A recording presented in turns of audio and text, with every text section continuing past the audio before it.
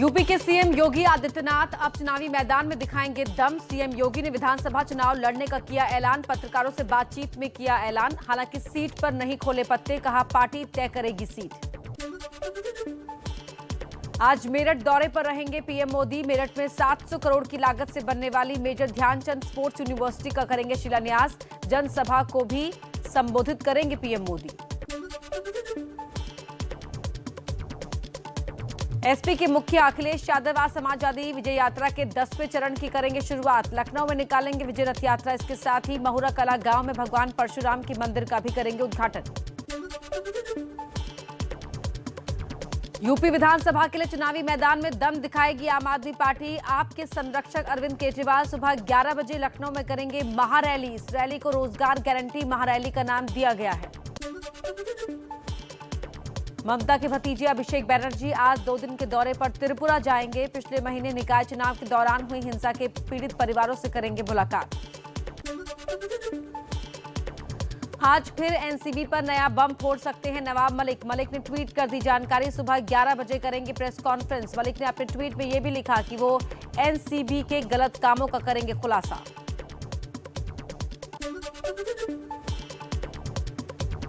हरियाणा के भिवानी में mining site पर पहाड़ दरकने से बड़ा हादसा, 4 लोगों की मौत, 6 गाड़ियां मलबे में दबी, कई लोगों के फंसे होने की आशंका। राहत बचाव कार्य जारी।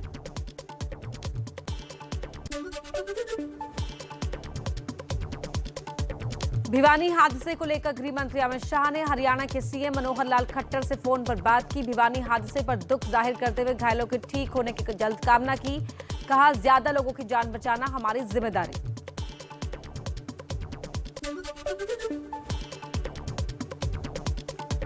भिवानी हादसे पर सीएम मनोहर लाल खट्टर ने जताया दुख। हादसे की जांच के दिए आदेश भी। कहा, घटना दुर्भाग्यपूर्ण, सरकार की संवेदना मृतकों के परिवार के साथ है।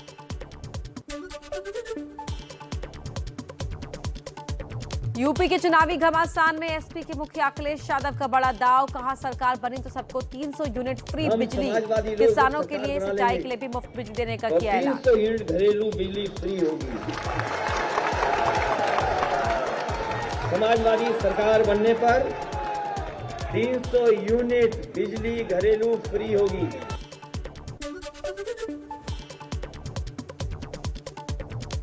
अखिलेश के फ्री बिजली वाले दाव पर सीएम योगी का तंज। कहा, आप बिजली ही नहीं देते थे, मुफ्त क्या दोगे? जनता से जो वसूली करते थे उसके लिए माफी मांग लो। बोल रहे थे और उनके मुंह से निकल रहा था कि सरकार आएगी तो हम मुफ्त बिजली दे देंगे। अरे जब आप बिजली ही नहीं देते थे तो मुफ्त कहां से होता? तो उल्टा जनता से जो वसूली करते थे इसके लिए माफी तो मांग लो।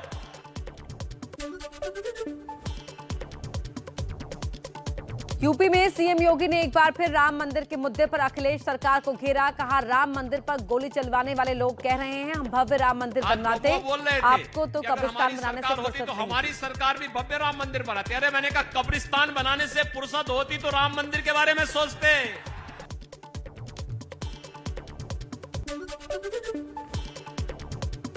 एआईएमआईएम के मुखिया सलाउद्दीन ओवैसी का भी अखिलेश पर निशाना। कहा, इल्जाम तो सिर्फ मुसलमानों पर लगता है, आपकी 10 उंगलियां घी में थी, मगर बकरी चोरी और भैंस चोरी का आरोप आजम खां पर लगा। यूपी में नहीं थम रहा छापेमारी का दौर। कन्नौज में इत्र कारोबारी और एसपी एमएलसी पुष्पराज जैन, पंपी और याकूब मलिक के ठिकानों पर आयकर विभाग की छापेमारी जारी। शुक्रवार से दोनों कारोबारियों के ठिकानों पर चल रही है छापेमारी। अब तक 2 से 4 करोड़ की बरामदगी का अनुमान। कन्नौज में इत्र कारोबारी याकूब मलिक के घर और दफ्तर से भारी मात्रा में कैश बरामद। नोट गिनने के बाद मशीनें वापस लौटाई गई। कानपुर पंपी जैन के बहनोई अनूप जैन के घर भी छापा।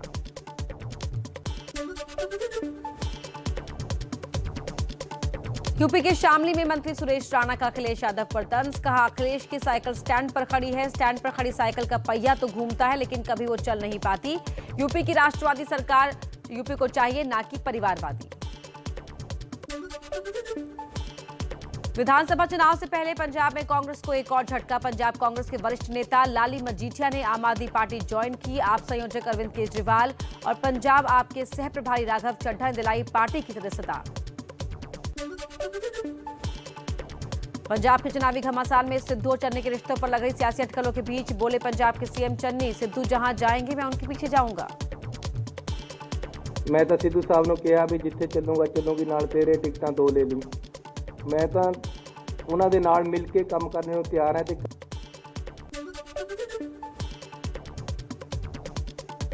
जयपुर में प्रेस कॉन्फ्रेंस कर कांग्रेस साधा मोदी सरकार पर निशाना, कहा मोदी सरकार बस जुमलों की सरकार, कहा जनता महंगाई से त्रस्त है लेकिन सरकार को जनता हमारा की जो कोई चिंता पेट्रोल नहीं। डीजल है वो ऑलमोस्ट दुगुना के पार करने की तैयारी है, तो जीना भारी कर दिया है सरकार ने महंगाई की वजह से।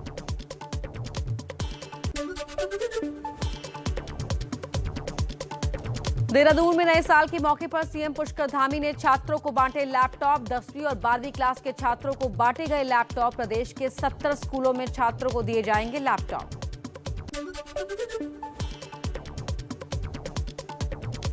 देश में लगातार बढ़ रहा है कोरोना का खतरा। पिछले 24 घंटे में कोरोना के 22,775 नए मामले सामने आए। 406 लोगों की मौत। एक्टिव केस 1 लाख के पार। देश में कोरोना के साथ साथ ओमिक्रॉन के मरीजों की संख्या में भी हो रहा है इजाफा। देश में ओमिक्रॉन के केस बढ़कर 1431 हुए। अब तक महाराष्ट्र में सबसे ज्यादा 460 और दिल्ली में 351 ओमिक्रॉन मरीजों की पुष्टि हुई है। महाराष्ट्र में फिर बेकाबू हुआ कोरोना। पिछले 24 घंटे में 9,170 नए मरीज आए सामने। 7 संक्रमितों की मौत। अकेले मुंबई में कोरोना के 6,347 नए केस सामने आए हैं। नए साल के मौके पर दिल्ली में फूटा कोरोना का बम। पिछले 24 घंटे में 2,716 नए मरीज मिले। 21 मई के बाद एक दिन से ज्यादा केस। संक्रमण दर बढ़कर 3.64% हुई। गुजरात में बढ़ रहा है कोरोना का खतरा। पिछले 24 घंटे में 1,069 नए कोरोना केस सामने आए। अहमदाबाद सबसे ज्यादा 559 मरीज। सूरत में 164 नए केस सामने आए हैं। कोरोना के बढ़ते संक्रमण को लेकर प्रशासन अलर्ट पर है। कोरोना के बढ़ते खतरे की वजह से कलकत्ता हाईकोर्ट का बड़ा फैसला। 3 जनवरी से वर्चुअल सुनवाई करेगा हाईकोर्ट। पश्चिम बंगाल में पिछले 24 घंटे में कोरोना के 4,512 नए केस सामने आए हैं। कांग्रेस के राज्यसभा सांसद दीपेंद्र हुड्डा हुए कोरोना पॉजिटिव। संपर्क में आए लोगों से कोरोना टेस्ट करवाने की अपील की। फिलहाल क्वारंटीन में है दीपेंद्र हुड्डा। हरियाणा में कोरोना के खतरे को देखते हुए हरियाणा सरकार ने 5 जिलों में लगाई कड़ी पाबंदियां। Cinema hall, school, college, gym, swimming pool बंद करने का आदेश जारी किया। मार्केट और मॉल शाम 5 बजे तक ही खुलेंगे। गुरुग्राम, फरीदाबाद, पंचकुला, अंबाला और सोनीपत में लागू होगी पाबंदियां। 3 जनवरी यानी कल से देश भर में बच्चों को लगाया जाएगा कोरोना का टीका। 15 से 18 साल तक के बच्चों को लगेगी वैक्सीन। टीकाकरण के लिए हमारे वैक्सीनेशन बहुत जरूरी है क्योंकि इम्पोर्टेंट हो गया सबके लिए। उसके बाद साइड में एक ओमिक्रॉन भी आ रहा है, इसके लिए हम ह्यूमैनिटी पावर थोड़ा बढ़ाना चाहिए हमें अपना।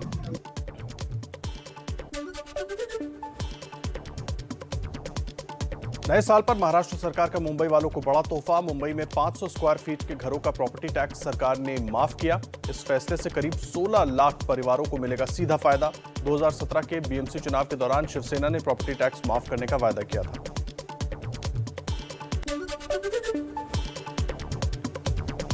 दिल्ली के इंद्रपुरी इलाके में ड्रग तस्कर को पकड़ने गई पुलिस पर फायरिंग और पत्थरबाजी। पुलिस ने भी जान बचाने के लिए की फायरिंग। जवाबी कार्रवाई में 2 लोगों को गोली लगी। भीड़ के हमले में 4 पुलिसकर्मी भी घायल।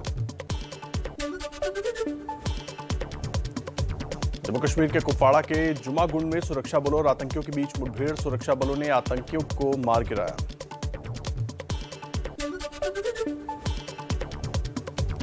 छत्तीसगढ़ के सुकमा में एक साथ 44 नक्सलियों का सरेंडर। इसमें 9 महिला नक्सली भी शामिल हैं। ग्रामीणों के साथ जाकर पुलिस के सामने नक्सलियों ने डाले हथियार। यूपी के मुरादाबाद में बीजेपी नेताओं में हुई जमकर मारपीट। नए साल का जश्न मना रहे बीजेपी नेता और कार्यकर्ता आपस में ही भिड़े। हंगामा शांत करवाने पहुंची पुलिस के साथ भी मारपीट। पुलिस के जवान गंभीर से घायल। मामले में लोगों ने मैंने जाके बीच बचाव करने की कोशिश करी तो मेरे साथ भी धक्का मुक्की हुई। वहाँ एक 15 साल का लड़का था, उसके ऊपर इन्होंने डंडों से हमला किया। झारखंड के देवघर में पंडितों ने की पूजा अर्चना। वैष्णो देवी हादसे में जान गंवाने वाले लोगों के आत्मा की शांति के लिए की गई पूजा। घायलों के जल्द स्वस्थ होने के लिए महामृत्युंजय का जप भी किया गया।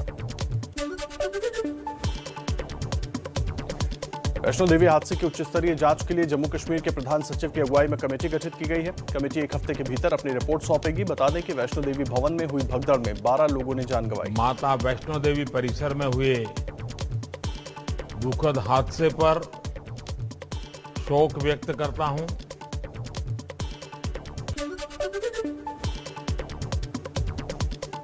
दिल्ली में 10 साल से ज्यादा पुराने 1 लाख डीजल वाहनों का रजिस्ट्रेशन रद्द। परिवहन विभाग ने चेतावनी देते हुए कहा कि अगर 10 साल से पुराने डीजल वाहन सड़क पर दिखे तो जब्त कर स्क्रैपिंग के लिए भेजा जाएगा।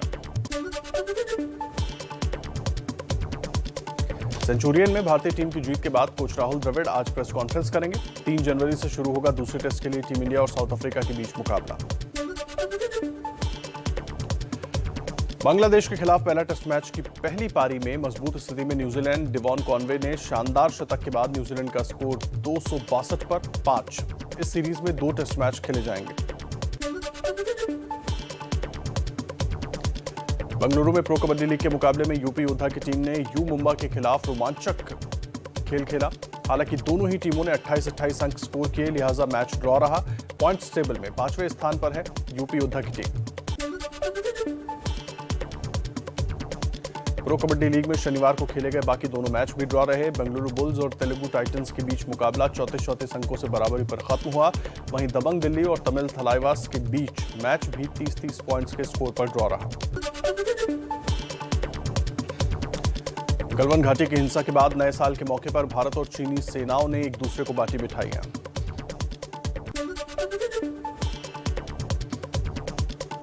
अमेरिका के कोलोराडो के जंगलों में दिख रहा है आग का कहर। जंगल में लगी आग अब रिहायशी इलाकों तक पहुंच चुकी है। आग से करीब 1000 से ज्यादा घरों को नुकसान पहुंचा है।